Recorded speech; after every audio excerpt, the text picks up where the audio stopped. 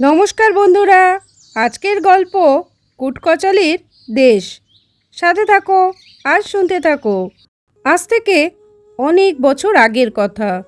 গোপাল বেরিয়ে পড়ল কুটকচালির দেশে।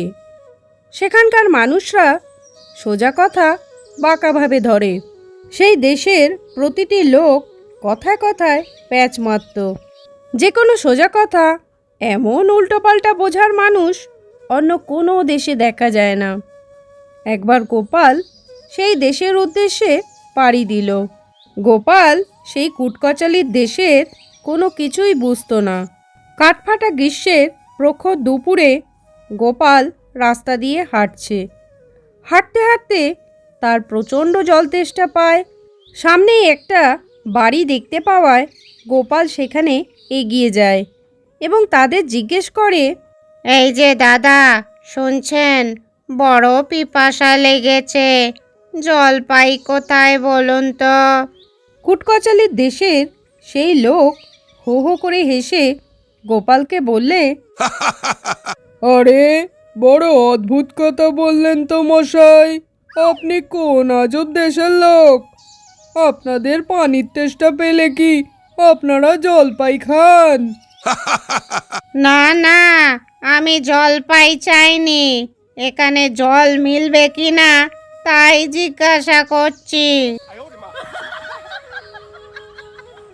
কুটকচালির দেশের লোক তখন গোপালকে বললে, শুনুন মশাই, আমি কোনো কবি নই।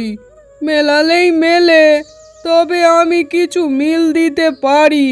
দেখুন তো হয় কি না।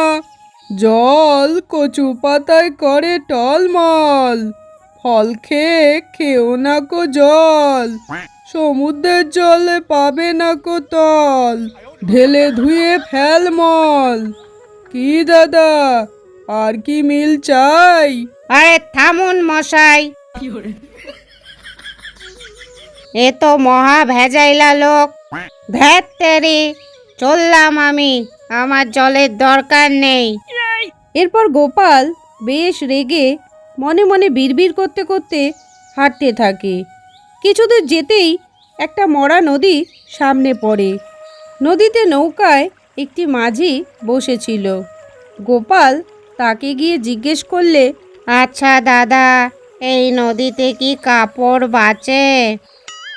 গোপালের কথা শুনে কুটকাচালির দেশের মাঝি বললে, কি যে বলছেন বাবু, কাপড় ছিঁড়ে পুড়ে টিকে শুনেছি, কাপড় বাঁচে বা মরে এমন অদ্ভুতুরে কথা তো শুনিনি।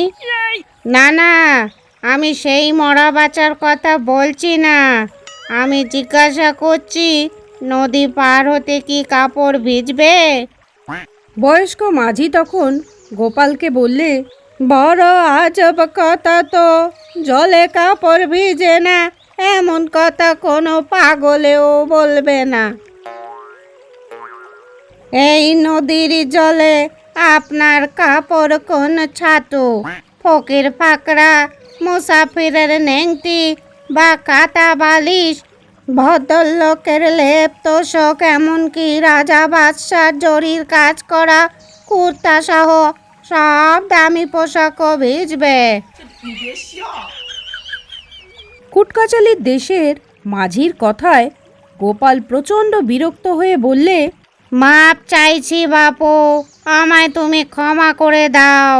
এখানে কত জল তাই বলো। ওজন করে তো আর দেখিনি, কি করে বলবো বাপু? অবশেষে গোপাল বেশ মরিয়া হয়ে কাপড় কিছুটা ভিজিয়েই নদী পার হয়। সেখানে থাকার ব্যবস্থা হয়, খাওয়াও পাওয়া যায়। কিন্তু মশারি না দেখে গোপাল বুড়িকে জিজ্ঞেস করলে, আচ্ছা বুড়িমা, এখানে মশা কেমন লাগে? কুটকচালির দেশের বুড়ি গোপালকে তখন বললে, ওহে বাপু, খাওন তো কম দিলাম না, তবু মশা খাওনের শখ হলো। একটা ধরে খেয়েই দেখো না কেমন লাগে।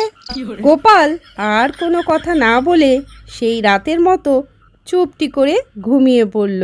পরদিন সকালে গোপাল বুড়িমাকে বিদায় জানিয়ে নাচতে নাচতে বাড়ি ফিরল। ছোট্ট একটি গল্প এই পর্যন্ত শোনার জন্য আপনাকে জানাই অসংখ্য ধন্যবাদ। গল্পটা কেমন লাগলো অবশ্যই মন্তব্য করে জানাবেন।